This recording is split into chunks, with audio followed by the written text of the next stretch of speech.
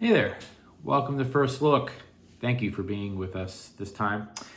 And so we're now at week 4 of a series I'm doing on Esther.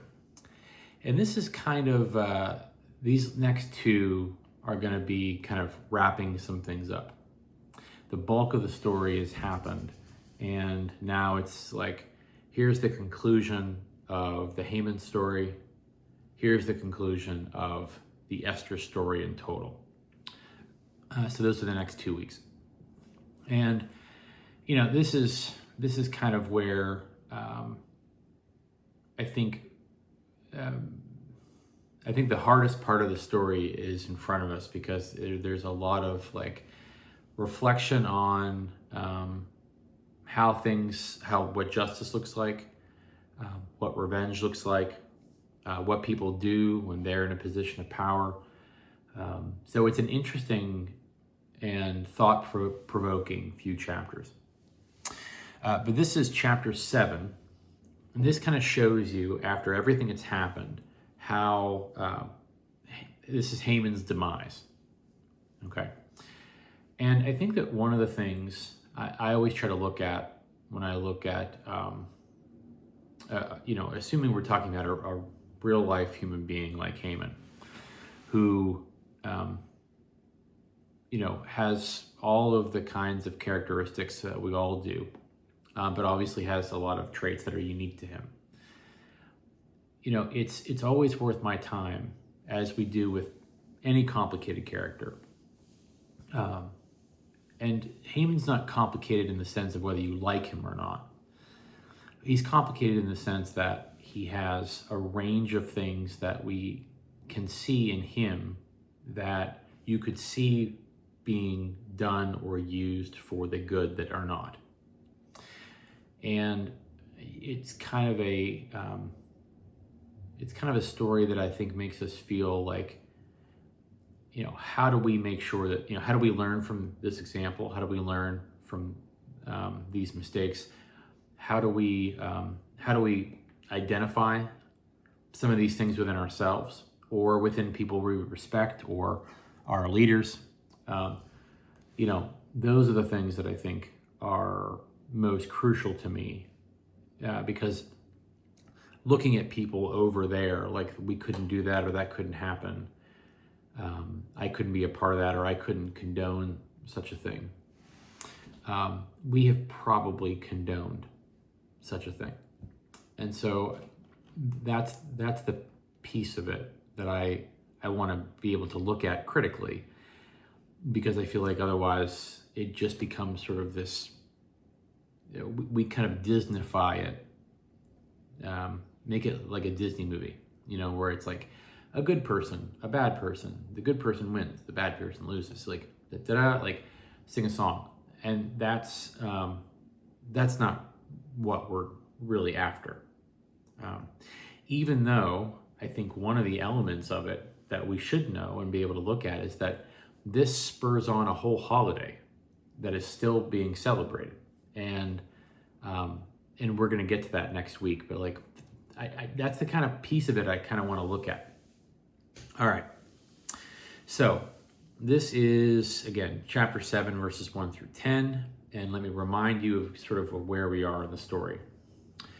So through 6 chapters, we had Queen Vashti, who was excommunicated by the king for not following his orders to make herself into this prop for the amusement of the powers that be. And so the king finds a new queen.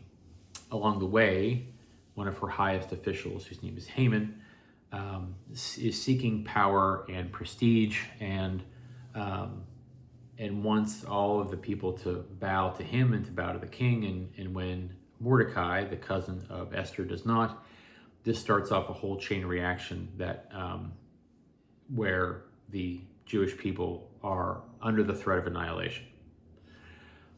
So Esther becomes queen.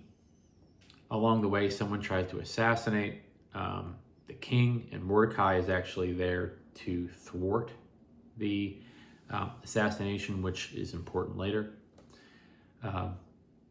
When Esther gets wind from Mordecai that her people are in danger, that's when he conveys this famous line about, you're not going to be spared this just because you're the queen.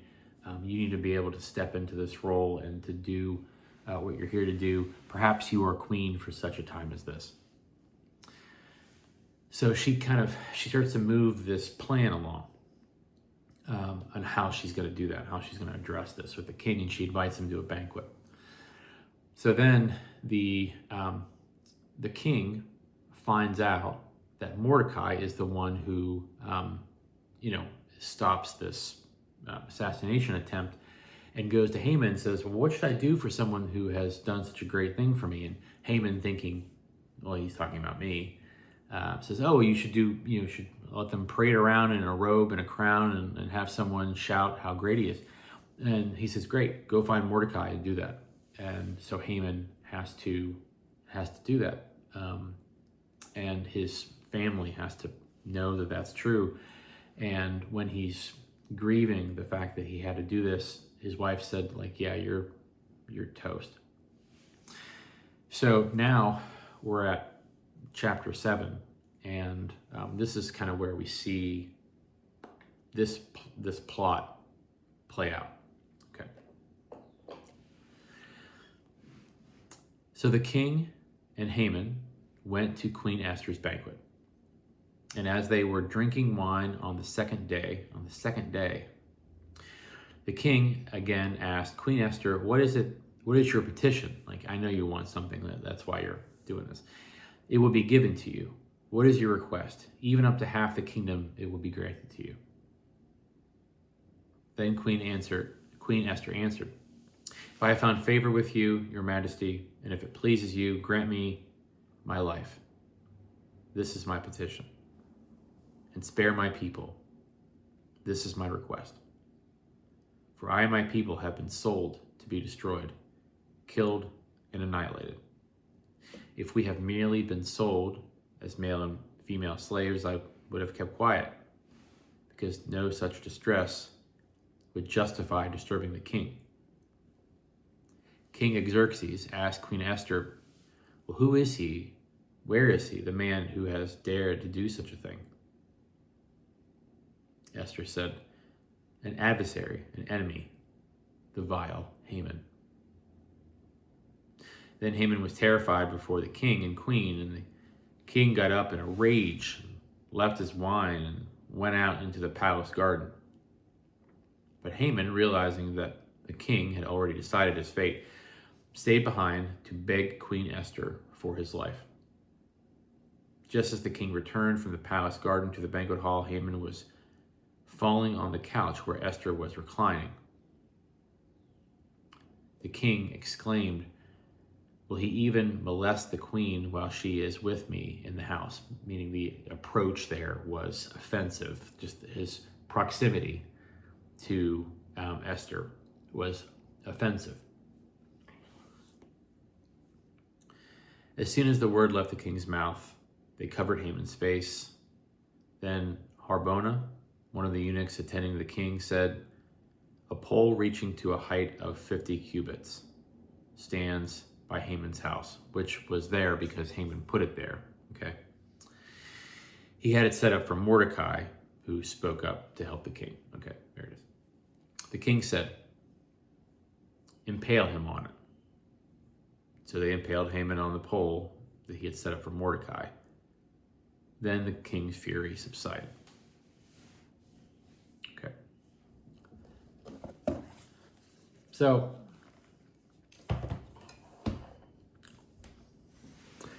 I think that this is one of those stories. Well, let's get to the kind of moral piece of it, and then we can kind of look at the elements that maybe we look at a little bit differently from a modern take. This seems like justice, right? The one who would have just committed genocide, dies in the way that he wants to make an example of the person who started all of this. And it kind of is a fascinating look at what power can do when it wants to, how swiftly things can change. It certainly gives you an encouragement to be able to speak the truths that people need to hear. Right? It turned out well, so that for Esther and for Mordecai and for the people, so it makes you feel like emboldened. And it recognizes that oppression and those who oppress will eventually have justice thrust upon them or into them, depending on how you see it. So that's the story, and we can look at that. There's also an element too, and maybe I'm just looking at this from a more modern take, and I don't know, but there's no trial, there's no anything, there's no like way of getting retribution, there's no grace, there's no compassion, it's just swift execution.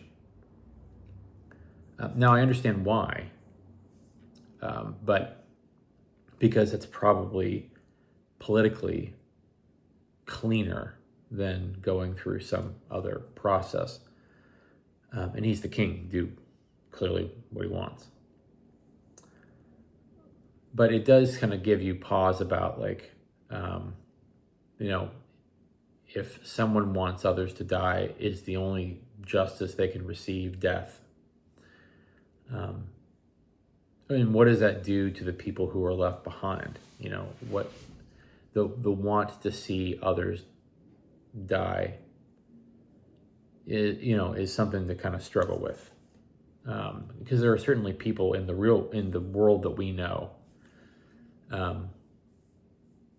in the modern context, that you think them not being on the planet would make a lot more people safer. But you struggle with, well, does that mean that they should die? And certainly we have, in the United States, struggled with, the death penalty and how that, whether that should happen or in what ways that should happen. So there's a lot of complicated feelings and issues around that. What does it feel like if you're a victim? What does it feel like if you were under threat? What is, all that. So, you kind of see that from that perspective. There's also the kind of broader theological element. So Esther, this book was probably written, obviously, somewhere between when it happened, or when it's the time it's depicting, and the end of the Old Testament. It's certainly written prior to Jesus. So my assumption would be that it was written probably, I think I read somewhere that it was probably written during, like, after they returned to Jerusalem. Which is interesting because, again, if you remember, the Persians and Xerxes are, well, not Xerxes, it's the one who came after him, and I'll remember it later. The Persians are the ones that allow who took over the Babylonians, had the Israel there under their rule, but then eventually allow them to return to Jerusalem to rebuild and to kind of start over in their own land. And so they return from exile. And so in some ways, it's interesting how the villain, there's Haman the villain, but what we find out in the story is that he's ethnically is an Amalekite. And so he becomes an easier target to not like if you are from Israel because the Amalekites were traditional enemies, and the Persians were they're kind of I don't want to say the saviors, but they usher in a time when you can rebuild. So there's that kind of element to it. This is also a kind of an interesting story of strength and endurance and wisdom and patience and a kind of call to endure, assuming that it was written at a time when either as the Romans, because if you remember, the Romans, of course, they returned back to Israel. They rebuilt the temple. They fight a lot of different kind of wars of occupation, but then eventually are occupied by the Romans. So somewhere in there, it's written, right? And you'd think it was, part of it was kind of a tale written and read to encourage people who were going through an occupation, who were going through a time of great hardship. So, I'd have to look a little bit further at the context in which they think the book was written in the form that we know it now. So you have a lot of kind of complicated elements going into this story. And so, you try to look at the perspective of each person. How did Esther feel when Haman met his demise? Did she feel justified? Did she feel like she had done what she could have done? I mean, she set this guy up. She must have known, of course, that this was a probable end to his life. How did she personally feel about the fact that this happened? What was her relationship like with Xerxes moving forward? Maybe we get to that. I don't actually recall. So there's the story of kind of vindication of the Jewish people inside of the bounds of the empire. And then you also look at Haman. You look at his story. And we know a lot of people in the modern world that I think fit the description of his kind of character. People who, have kind of lied and cheated and stolen their way to the top, and people who hurt other people to, meet their own needs and wants. People who are just so completely narcissistic and ego-driven and come to power almost because people either are afraid not to join them or in some ways kind of want to be like that. I think some people see that, and as much as they don't want to admit it, I think some people really are kind of jealous of the fact that people can exert that kind of power and not give a darn about what other people think and say.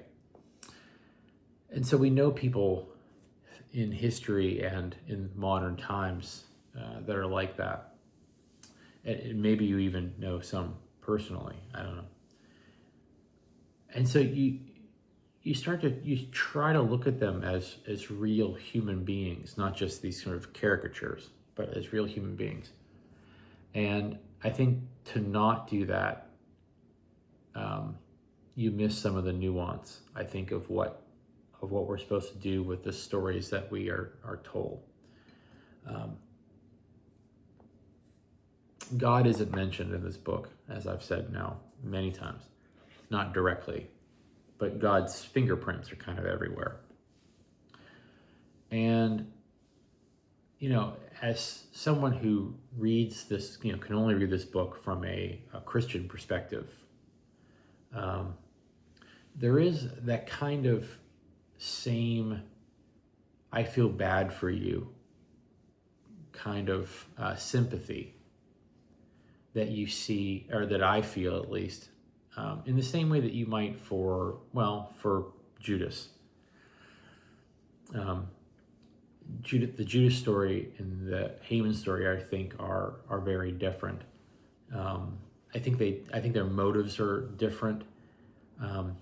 If you were there for, or heard or were there for the series I did on Judas, I think that he is blinded by a ambition that I think ultimately he believes is good for the people around him, not just himself, and is willing to kind of, push all of his chips into the center to get what he wants, to get what he thinks is the righteous way of doing it.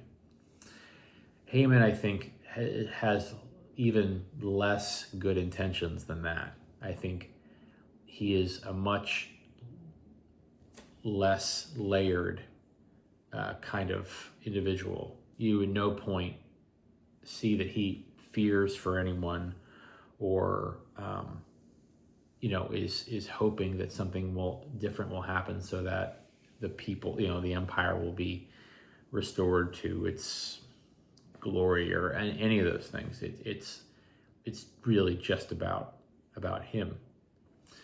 And you wonder, it never mentions it there in those few minutes, but you wonder what Esther heard, what she thought, what she felt when he was pleading, for his life, and pleading to not be executed. I don't know. I think it's one of the most basic and commonly, it's something so easily sought after, or that we can kind of accessible, is that feeling of, what do I do when what I really want to do is get back at you, or make things right by making sure that you're gone. What do we do with that feeling? It's a when we see, someone die who has hurt a lot of people, I think many of our first inclinations are, okay, well, I don't feel bad about that. Some people might cheer that, obviously, but not everyone has a sympathetic kind of feeling for that, which I at least can conceptualize. But it makes me think about myself. It makes me think about, is there a difference between that person and me? I would obviously want to be spared, but I would also know that with my actions come consequences. I don't know. I wrestle with that.